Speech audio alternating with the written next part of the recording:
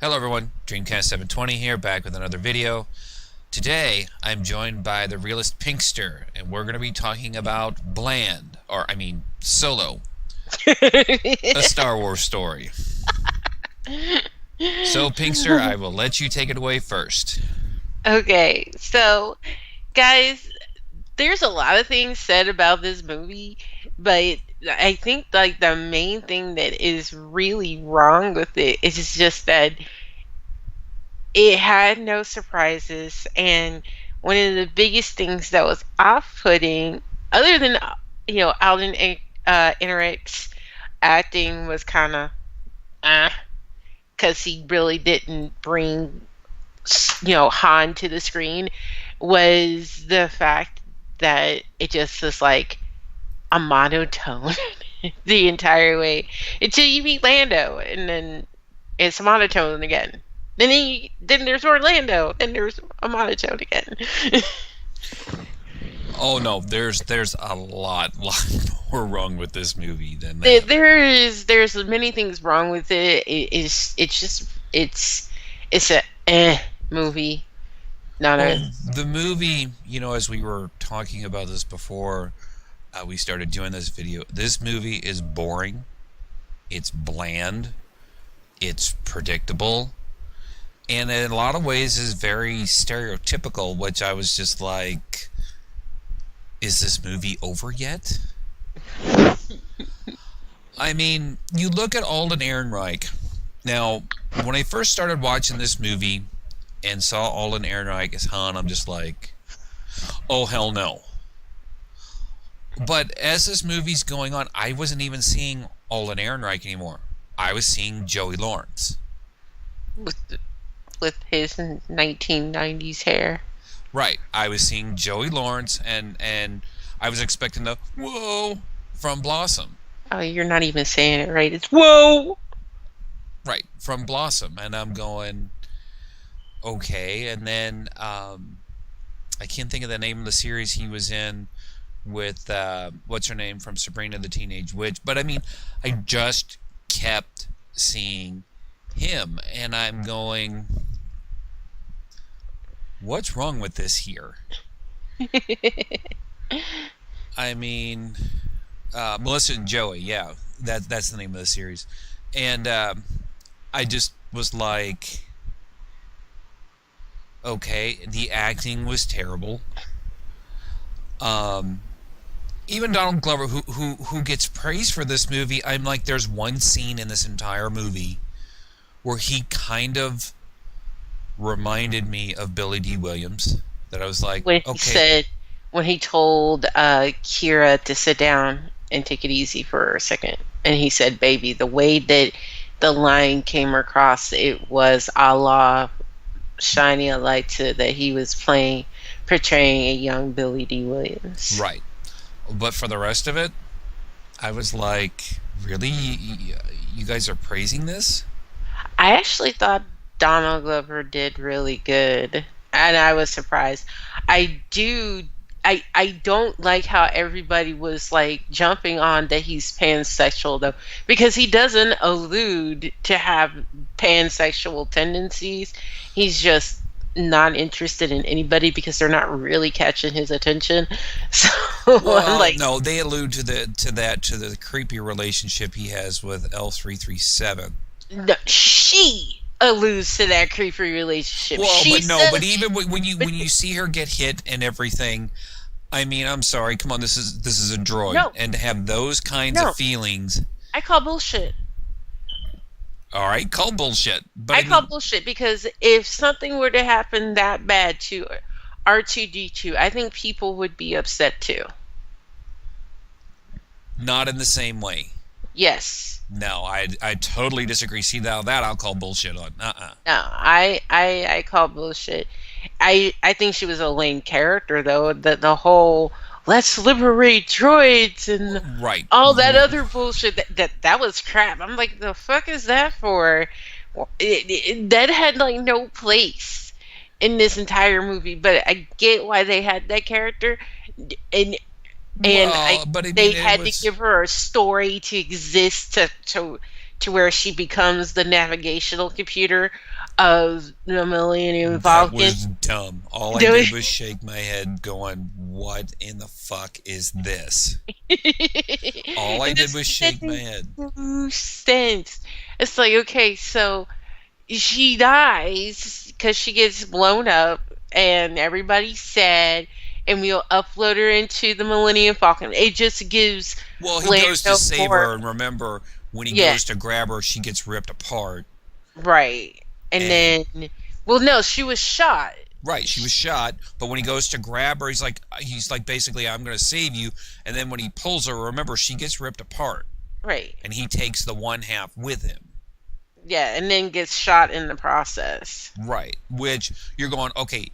Now, when you look at the way that that shot was set up, it looks like he was shot in the back, but yet later they portray it like, oh yeah, he was just hit in the shoulder. And I'm going, no, if you go back and rewatch that scene, Hmm. no, he was shot in the back. He He should was have gone shot in down. the back. Yeah, he was shot in the back, and then he jumps up, and then there's the laser wound in the arm. That's it. No shot in the back. And I'm like, really? I was doing that the entire time, and that's like, okay, that was the most lamest action scene ever. I just, like I said, I kept watching this. Okay, so the first thing we're going to do is we're going to do the Great Space Train robbery, which, kind of interestingly enough, that entire, not that entire scene, but parts of that scene, you could say was a homage to the original Force Unleashed game. There was something like that where he's on Hmm.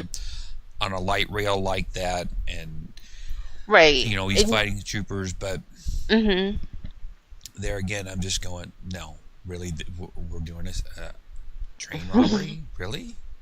It was like Money Train Part 9,709 because you had Woody Harrelson and he was in it, and Yeah, I couldn't. And then I mean, I kept watching this film, and I'm going, okay, and I have to, for Ron Howard to walk into this turd and try and do something with it. I mean, I can't really blame him, even though he did a lot of reshoots. But I mean, when you were handed a turd to start out with and expected to give it a bouquet scent, it just wasn't going to happen. You had substandard acting, you had substandard actors, you had a really shitty story. I mean, there, even the Kessel Run, you're going, that's it. That's all this was, for all the grandeur that Harrison Ford talks about. I made the Kessel Run in 12 parsecs, and you have no idea what this. I mean, more or less, you have no idea what this means, and you're just like, really, that was it? You didn't make this what I would call an overly dramatic moment. It was just like, okay. and then they were okay. So the Millennium Falcon is like the most hated ship ever, thanks to Han and everybody who's ever driven it or flown it. And when you had him meet the big giant Star Destroyer ship, Right. and they only pumped out 3 TIE fighters. Really, only 3. Well, but I mean, that's really no different if you really think about when um, they did that when they left Mos Eisley. And, or no, not Mos Eisley. When they left, yeah, Mos Eisley Spaceport on Hmm. Tatooine there. Remember, they only took on 4 TIE fighters. Right. So you can kind of go, yeah, they figure it's a space freighter, it's enough. But I'm going, okay, wait a minute. This thing's in an impound yard. This Hmm. thing has been around forever, yet the Empire doesn't realize that this ship that's been on many Imperial worlds, oh yeah, it's just another freighter. Just, it's just another ship. Yeah, but I'm guessing they're like trying to give the backstory as to why they hate the ship so much. And that in the Parsec run is where the hatred begins. But at the same time, they only sent three TIE fighters. And you're right, it it evaded them almost too easily. Right, and it was a very anticlimactic. There again, as I said, already an anticlimactic moment. And yeah, because you should have seen the shots on the bridge going, hey, what the fuck is taking you so long to take out the stupid freighter? Well, he does. You do see the one scene where Ehrenreich is yelling at Woody Harrelson, "Hey, did you take him out? Hey, you still alive down there? What's going No, on?" no, yeah, that's them, but I meant on the destroyer. Oh yeah, well, they didn't. I mean, you see very little of the Imperials other than in the Great Train Heist. You see the three TIE fighters, and that's about it. In the very beginning, when they're trying to cross the into the gate, and there Right. was breach, and Well, yeah. I mean, but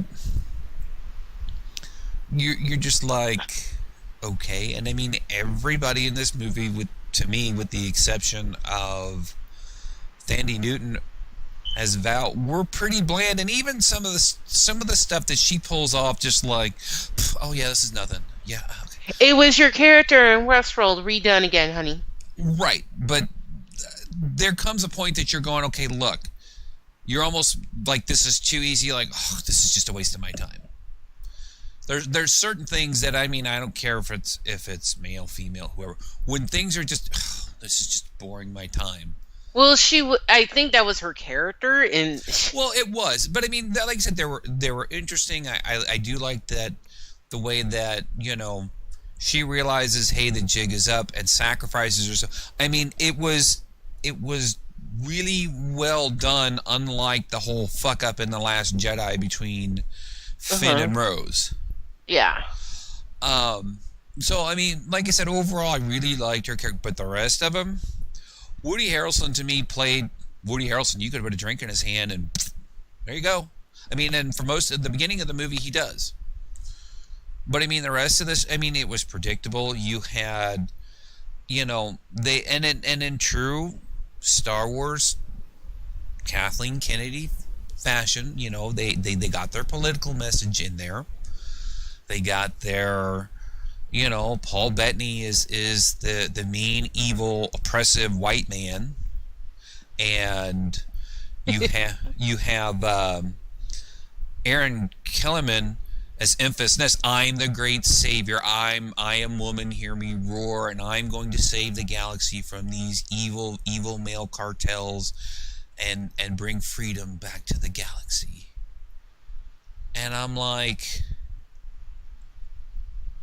there were so many ways you could have done that would have been so cool, but it comes off entirely contrite in this movie. That I'm like, look, I don't, if you're bringing that level of hope and freedom to that part of the galaxy, I don't give a shit if you're male or if you're female, but don't do the writing so contrite that you're just like, oh yeah, you're shoving out a political message. And to me, that's, in true Star Wars fashion of late, that's what they did. I mean, the rest of these characters, Amelia Clark was utterly bland.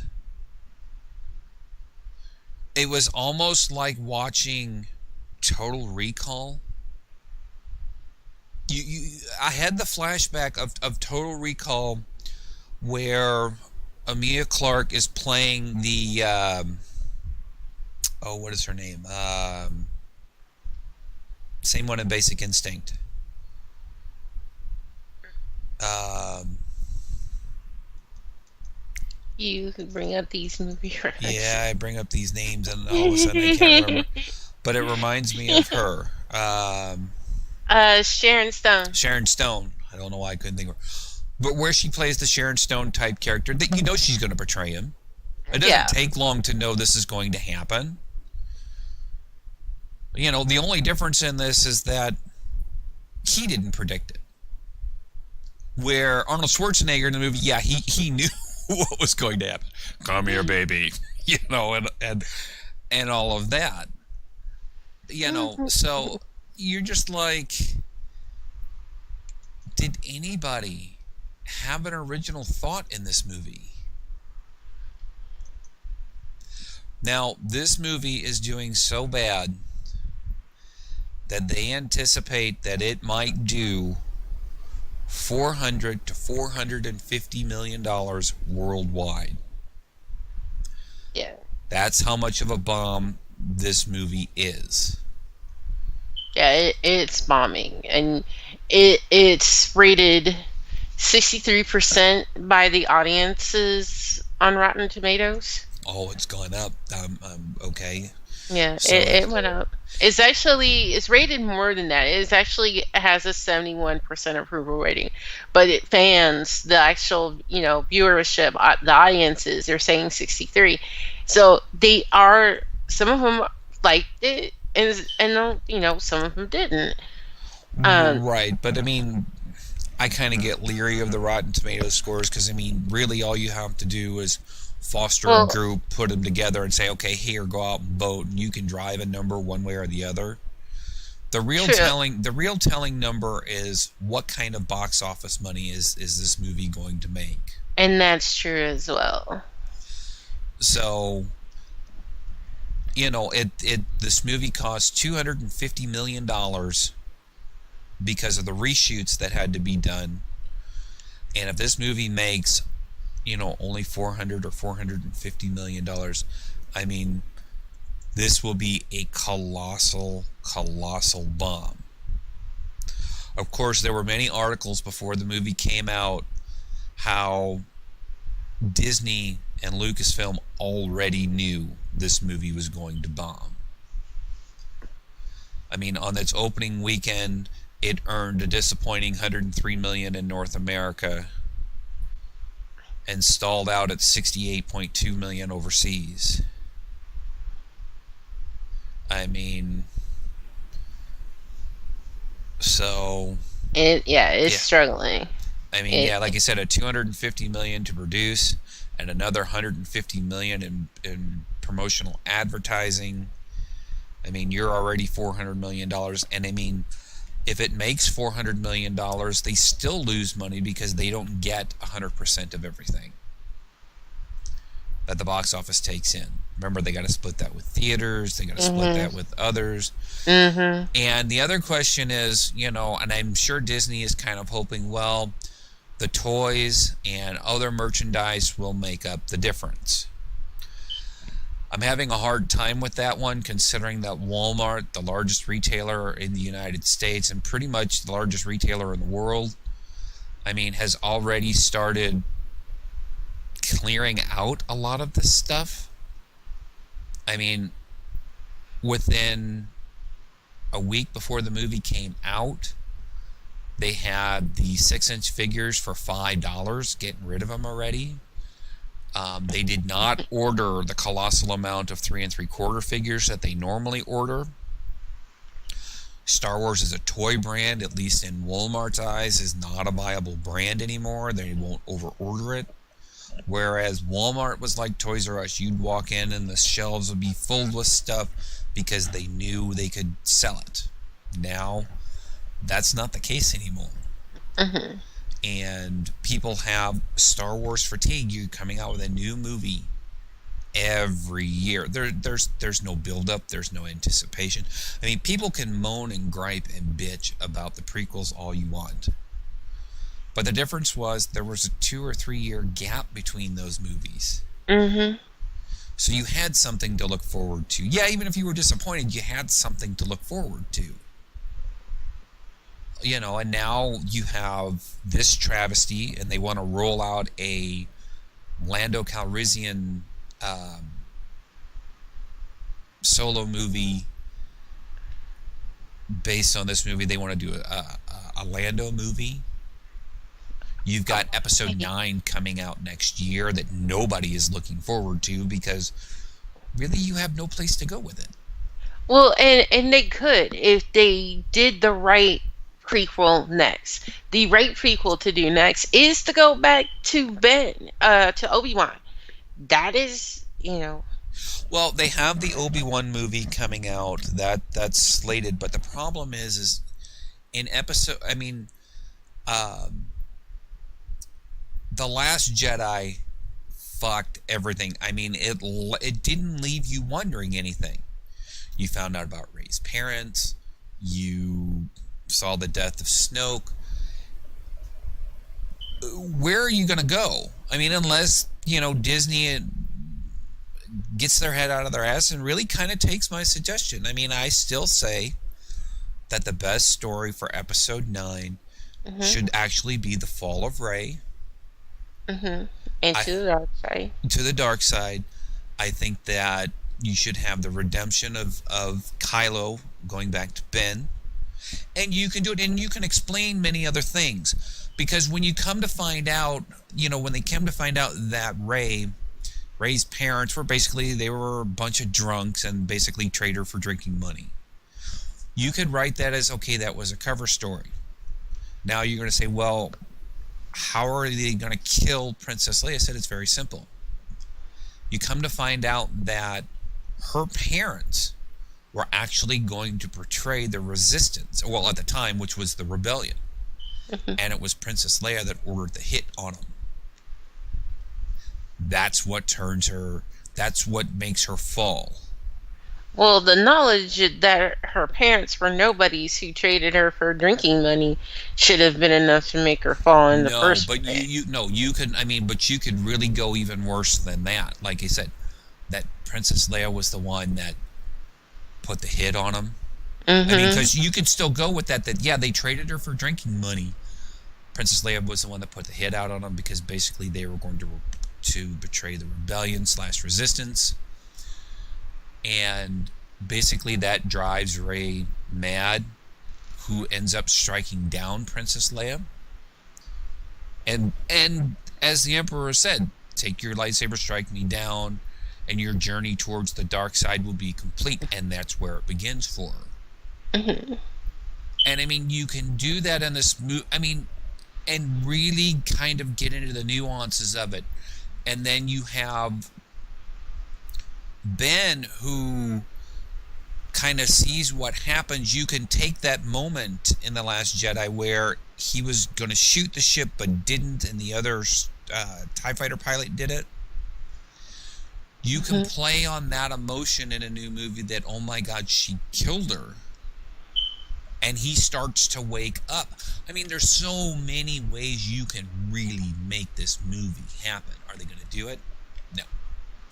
Nope, because you're going to portray Rey in a bad light. She's a female. You can't portray her in a bad light, especially in a Star Wars movie run by But they Kathleen have a Kennedy. female villain. They have a female villain who? They do have a female villain. They have two. According with now it's Solo. You have Captain Phasma and you have Kira. Well, okay, So but there are Captain, yeah, okay, but look at Captain Phasma.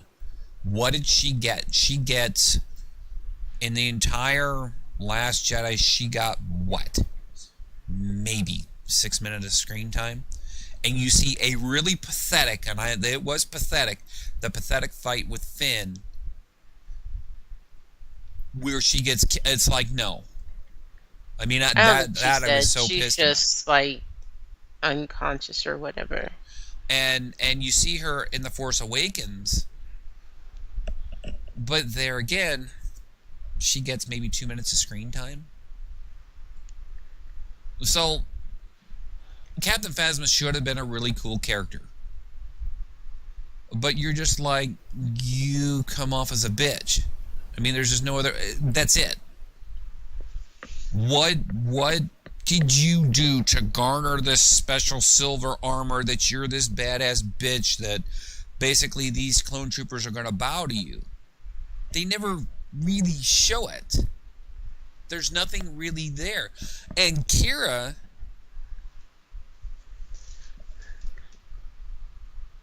I'm sorry, she was lame. Well, I'm not sorry, but she was just lame. I mean, yeah, she betrayed him. Mhm. I mean, it's the power struggle, but I mean, you do not see Yeah, that portrayal should have been bigger, right, and it wasn't. but you do not see in a Star Wars movie where you're gonna have, I mean, a female villain. I mean, just start killing people and no. Kathleen Kennedy will never, as long as she is in charge of Lucasfilm, will never let that happen because that's going to put women, or she's going to believe that that puts women in a bad light. And only white men do that. They're the killers. You know, if you ever listen to her speak, and I don't know if Oh. you've seen any of her comments. No, because I don't go on my way to look at that shit. Okay, her comments were white men killed the Solo movie. White men, white men heroes killed this movie. This is the fucking stupidity that we now deal with. You know, if Well, you're a Star Wars fan, this is looking what we great. deal with. I mean, can you sit there and say that there are any redeeming qualities about this movie? And the answer is no. There are no redeeming qualities about this movie. There's nothing that you can go, you know what, Alden Ehrenreich, yeah, he got that part right. No. No, How he didn't. how he got the blaster, how he got the ship. I'm just like, really? Yeah, they were very, very lame in how they explained all of this transition into this epic character. It didn't have any build up whatsoever. Just Oh, none. well, right. It had There none was and is not and that's where I really disagree with her. Is just the writing was shitty. Uh Non Howard did what he could do to salvage it, but at the same time, he can only work with what he's given with. right. And what he was given was a bunch of crap. And so he tried to make something that was a bunch of crap into something. And this is what we got. I don't think it's even Ron Howard's fault. And I do No, like Ron I don't Howard blame movies, him. and I don't blame him at all. I blame the fact that the writing team for Solo let that character down because they didn't. You could tell they really don't want to go back and touch on these old characters. And then, if what you're saying is true with this entire big giant whoop-de-doo fucking agenda all the motherfucking time, which I don't pay attention to because I don't until I have to. Mainly because I get in an argument with somebody and I want to bring it up, and then I will. Oh yeah, by the way. Well, I mean, But they say that the original directors for this movie were doing 30 takes per scene. I mean, it took them 30 takes to get a scene done, supposedly, before Ron Howard took over. why would they need 30 takes to get a scene done? Well, Was because it they just hired the wrong actors. well, they did. I I mean, mean, they were better like off to just, you say, you know what, we're going to shelve this project. We've got, I don't know how many millions of dollars in this movie, but we're going to shelve it because by the time you spent another 125 plus million dollars in reshoots and put this movie out there, now you still might take a minor loss, or with the toys and tie-ins you might break even, might make $10 million if you're lucky. So you can say, well, it's worth it to finish it just to say, hey, we broke even, or we made $5 or $10 million, or whatever. In the big picture, basically, you broke even. mhm. But if you're a director and you're doing up to 30 takes per scene, that tells you you have the wrong actors. Yeah, and you need to stop, do another casting call, and do something. You either, and I get it. I know why they cast this guy. They cast Alden.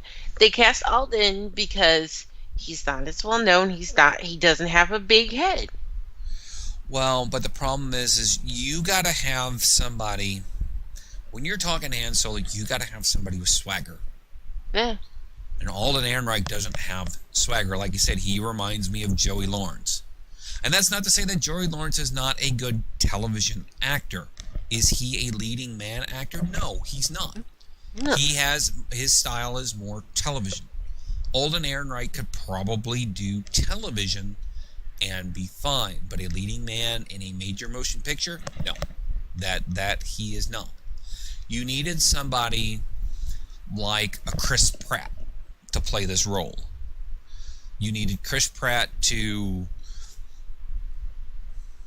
drop 30 or 40 pounds. Chris Pratt is still young enough that he could have pulled it off, but Chris Pratt has that kind of swagger. He has a humor about him. He has a swagger. He just has to change it and not do it a Star-Lord sort of bumbling idiot kind of swagger.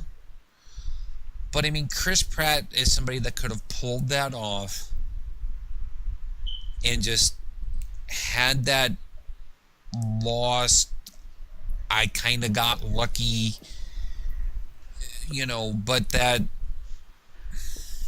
confidential swagger, confident swagger, huh? The short list that originally of the people that they were going to get, they was Miles Teller, which I think would have been terrible. Actually, no, he has that attitude problem and that defiance issue. That would have been fine.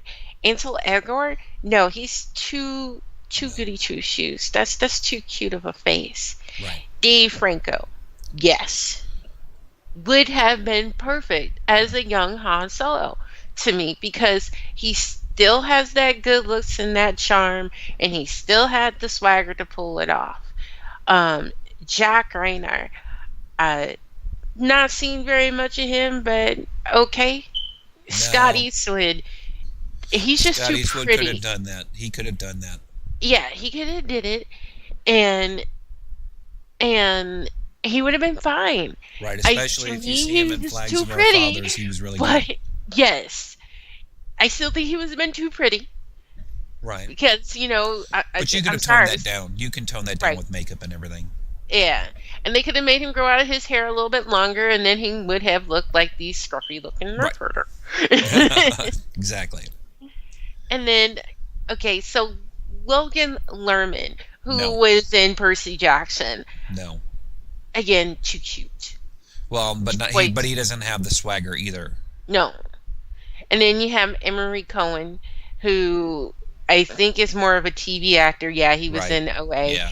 And then Blake Jenner. No, because the problem with Blake Jenner is kind of like Alden Ehrenreich. The acting chops just are not there that swagger is not there. Right. And then that was all in January of 2016 when they started this. And then it became Alden, Raynor, and then Taron Egerton, who is from The Kingsman. I don't know. See, to me, that would have been kind of a toss-up. I would actually have to see a screen test for that one. I would really have to see a screen test. I think that's another one of my big complaints in Star Wars movies. Mm-hmm. Why do we have to have... Why is everybody in a Star Wars movie, for the most part, either a British or Australian actor? What's the story with that? I don't know. I'm not saying that you can't have any other, but really, I mean, you can't have some American actors in there, really? Or they could have made the English actors have an American accent. And that's why I think they went the way that they did with Alden, because let's do it right. If you're going to play Han, you have to have kind of like that. Well, again, it's like you said, it's just that thing You got to that have that made, swagger. He just did not yeah, have it from the word go. Like I it's said, that swagger. But could somebody British pull off the swagger? Yes. oh, yeah, absolutely they could. I'm just saying that overall, it seems to be, if you look at the actors in these newer Star Wars movie, the majority of them, the majority of the casts are either, you know, from the UK, Australia. I mean, you have very few American actors in there. Um, and I mean, and a lot of them are, I just don't understand what that's all about. I mean, and I don't know if it's just they can't find the right people, which I find hard Mhm. to believe, but there again, I mean, I don't know. But I still say that Chris Pratt was the best person for this role. Mm, But even Chris Pratt, say he had gotten the role. he's too old. Well, right, but when they were originally, remember, this movie was originally Yeah. being thought of in 2012. Uh-huh. So, and Lucas was thinking about this movie before he sold Disney in 2013. I Right. mean, he had this, he had a cartoon series that they produced 2 seasons for. It's called Woo. Star Wars Directions or something like that. They got 2 seasons they filmed. They kind of showed a preview at one of the Star Wars cons, and then you never saw it again. And then he just sold Disney, or he sold Yeah. to Disney. And but I mean, then, and I think, like you said, it was this was just a turd sandwich from the word go. It Terrible was. writing, terrible It was direction. terrible. Well, but part of this, and I know we said that we didn't really blame Ron Howard, And but I I mean, don't. well, no, but I mean, when he went back and reshot 70% of this movie. This is true. He should have yanked that script, tore it up, and wrote it. He could have hammered it out and wrote it himself. Well, but no, because the movie still had to be out for the It needed to be for the rewritten. fall. It really did. It really needed to be delayed. What he should have said is, look, Kathleen, give me another year. Let me redo the script. Mm-hmm. Please let me find some other actors, or at least a new star Yeah, a new for this star. movie. I mean, you can keep everybody else. We'll work it out. Old Ehrenreich has got to go. Let me find somebody else that has some swagger. Right, And because Alden didn't even play off Amelia that well. Amelia has this air about her because she has been Daenerys for so long, and it was really hard for her to be believable, even as Carrie, that she could eventually turn and be a you know a Sith agent right, under like she was. She's too pure, and I think it's because we do see her so much as Danny. It's hard to see her as anybody else, so she didn't fit as Kira either. And I saw that they had a couple of different choices. Now, Tessa Thompson was not a great choice. Sorry. And I'm kind of glad that they didn't go through there. And I love Tessa Thompson. She wouldn't have been a good Kira either. I think Kira needed to be. Who are these choices for Kira's role? They had Tessa Thompson, Naomi Scott, Zoe Kravitz. Zoe Kravitz would have been believable. right. Kirstie Clemens, Jessica Henwick, and No, Adria Adria Adrona. Um, but out of all of those, even with Amelia in here, yeah, Amelia, she's got great acting chops. Kira, as dark as she's supposed to be, right. is Zoe. Because Zoe has that smile that looks like she has something to hide. She does. She can come off as kind of sly, and you need somebody who would have been able to portray the greatest cowboy, the greatest space cowboy that there was. That's what they needed to have Right. in that role, and Amelia just didn't. I don't know if it was the script or whatever. Well, partially the script, partially it was her. I mean, the greatest scene that you see with her to me is when she's talking to Darth Maul. Yeah. I mean, that's the greatest part of the movie that you see is she's talking to Darth Maul. Basically, he's dead. More or less, I'm taking over. Okay, you will come to me, and we will be working closely together. And and while you're talking about the greatest space cowboy, why in the hell do they have him like smiling in every scene? Who? Old Ehrenreich as Han Solo. He's like smiling in every scene. He's trying to She get. explained that. They explained that. They do it terribly. I'm sorry. The only time you ever really see that with Han Solo when you watch the original movies, he gets a smirk Yeah. about certain things, and basically, Now then it's and smiling. it's a smug smirk. Yeah, it's that it's that bad boy smirk of yeah, right. Right. And because I kept looking, I'm like, Why are you what are you smiling? smiling about? Smiling like, and it was that stupid I just busted my nuts smile too. Right? And I'm just like, oh my god. And but like you said, there's just Just this dopey. I mean, and don't get me wrong, the smile that he has on his face is a good smile for a different character. right for a different character. I mean, you can sit there and say you can. I mean, I can say that confidently that yes. I mean, it's kind of a cute smile for a different character Yeah. that If you this wasn't Han Solo and just some, orphan dude running around with Chewie, okay. right. Or Oh, one of the kids from the original Legend storyline, or a nephew. I don't know. right. It's just another character, just not this one. No, Bobo, it's not your time. Not your time, honey. Well, but I mean, not No. only that, but I mean, look at the way that Han Solo and Chewie meet. Which is wrong. It's almost right, but not right at the same time. I'm going to Yes, throw you in the pit with the creature who's going to eat you. yeah, the beast. Right. And he's like, wait, there's a beast? And I'm like, really, dude? Why are you sound like this scared 12-year-old boy now?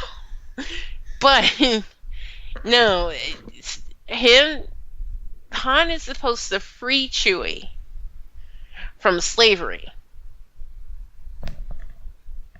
That's how the life debt happens. Right. Is that Han stumbles across this slave colony of Wookiees, and he he sees Chewie there, and he saves Chewie's life. And because of this debt, that is why Chewbacca and his kids, or those of his clan, of Chewbacca's clan, are indebted to the Solo line.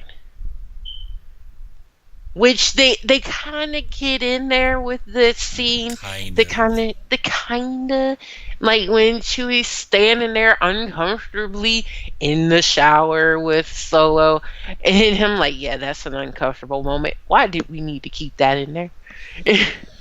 I mean, it wasn't even funny, and it was just uncomfortable for the viewer, and you could tell it was uncomfortable for Alden. It was just, big giant hairy basketball player dude is standing in the shower with me while we wash off the mud. Uncomfortable scene. You could tell it was just uncomfortable all the way around. Now, what's really kind of scary, and is going to be a gross analogy, but I'm going to make it anyway. Oh god. Make it quick Uh, because biology is kicking in over here. um, when they said that the filming began at Pinewood Studios on January the 30th, the original title, working title for the film, Hmm. was Star Wars Red Cup. And you can truly say that this movie is Two Girls, One Cup. For those of you who don't understand what that means, Google it Google it. and then Google Merkin. But With that being said, but that's our feelings on Star Wars Solo, a Star Wars story, or Bland, as I call it, a Star Wars story. But we'd like to know how you felt about the movie. Did you like the movie? Did you not like the it was movie? the all white Solo cup, not the red Solo cup. Did you like the movie? Did you not like the movie? Tell us where you think we're wrong or we're right, or let us know your feelings on the movie down in the comment section below. And be sure to like, comment, and subscribe on this video, and we will catch you on the next one. Take care.